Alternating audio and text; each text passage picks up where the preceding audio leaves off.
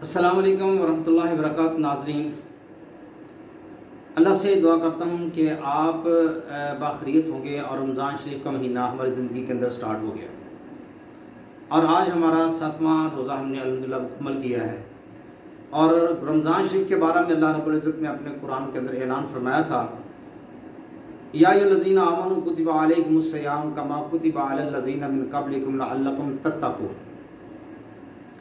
رمضان کے اندر اللہ ہمیں ایک سبق دینا چاہتے ہیں، اور کیا ہے؟ وہ ہے اللہ کا ڈر انسان کے سینے کے اندر آ جائے تو انسان کامیاب ہو جاتا ہے۔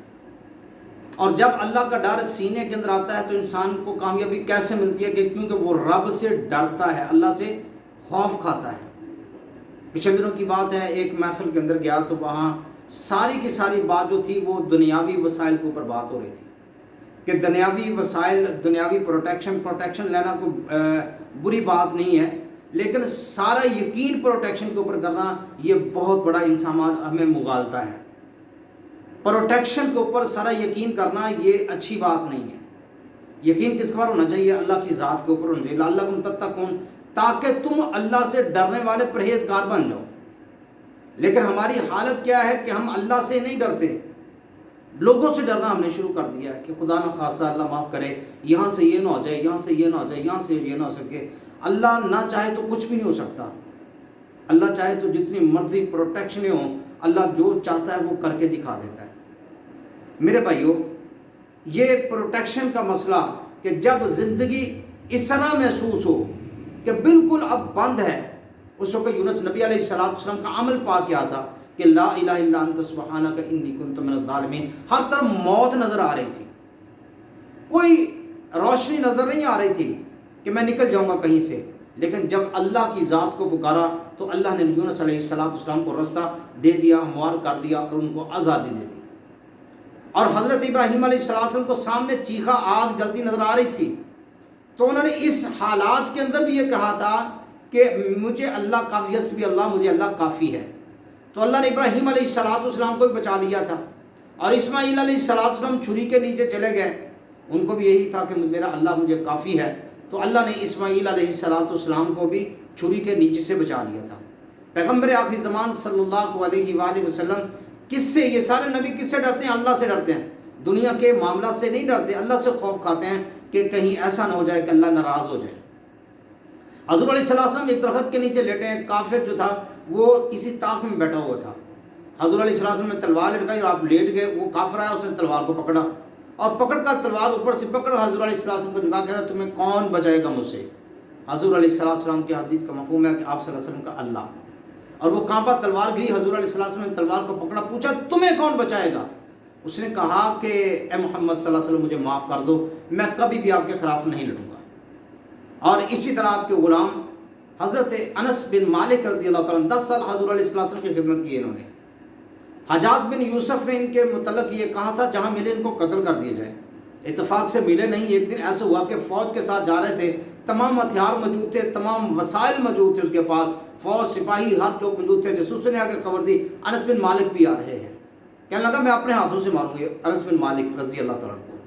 آمنا سامنا ہوا، کہنے لگا انس میں تمہیں مارنا چاہتا ہے۔ حضرت انس بن مالک رضی اللہ تعالیٰ کہتے ہیں تو مجھے نہیں مار سکتا۔ کیوں نہیں مار سکتا؟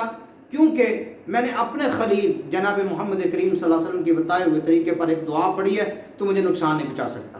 لیکن اس کے باوجود بھی حجاج نے اپنی تلوار کو زہر کی پان جو دی ہوئی تھی وہ لے کر آگے بڑھا اور زمین کے اوپر گر پڑا۔ پھر کہنے لگا انس میرا پاؤں پھسلا، پھر دوسری بار، پھر تیسری بار، آخر میں حجاج ڈر کے بھاگا۔ کیوں بھاگا؟ کیونکہ وہ کہہ رہا تھا کہ مجھے خوف آیا کہ سامنے سے کوئی جانور مجھے کاٹنے کے لیے دوڑا ہے۔ اور کیا تھا ان کا موقف؟ کیا تھا؟ میں نے کون سی دعا پڑھی ہے جو حضور نبی کریم صلی اللہ علیہ وآلہ وسلم نے بتائی ہے؟ پروٹیکشن کہاں سے ملتی ہے؟ محمد کریم صلی اللہ علیہ وسلم کی دعاؤں سے پروٹیکشن ملتی ہے۔ پروٹیکشن، حفاظت کہاں سے ملتی ہے؟ اللہ پر توکل کرنے سے حفاظت ملتی ہے۔ جو رب کو چھوڑ کر دنیا کے وسائل کے اوپر لگ جائے اور کہے کہ یہ میرے پاس یہ چیز ہے اور یہ کر دے گی، کیا وہ کر سکتی ہے؟ نہیں کر سکتی۔ مسلمان کا تو ایمان ہے یہ کہ اگر اللہ نہ چاہے تو کچھ بھی نہیں ہو سکتا۔ اور اگر رب چاہے تو کوئی بچا سکتا نہیں بچا سکتا. بس یہ ایمان ہے کہ میرا اللہ کے اوپر توکل ہے. جب رب نے چاہا تو پھر کوئی روکنے والا نہیں ہے، اور جب رب روک دے تو کوئی لگانے والا نہیں ہے. میرے بھائیوں، رمضان کا مقصد کیا ہے؟ روزوں کا مقصد کیا ہے؟ اللہ کا ڈر کیا ہے؟